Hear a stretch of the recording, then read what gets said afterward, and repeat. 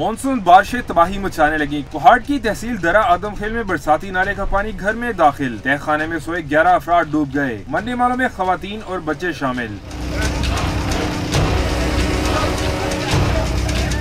सवार, चित्राल और मानसेरा में मुतादिद सड़कें लैंडस्लाइडिंग और पुल गिरने के बायस बंद। कोलीन नाला में तुगयानी से 16 घर मलिया मेट। मुतादिद पुल और राब्ता सड़कें बह गयी।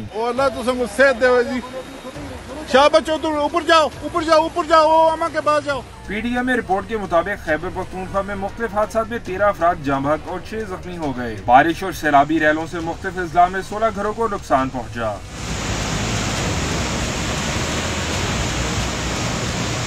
मुजफ्फराबाद आजाद कश्मीर में भी तूफानी बारिश। लैंडस्लाइडिंग के बायस एबटाबाद रोड, शाहराह नीलम, कोहाला रोड मुतादिद मुकामात पर बंद।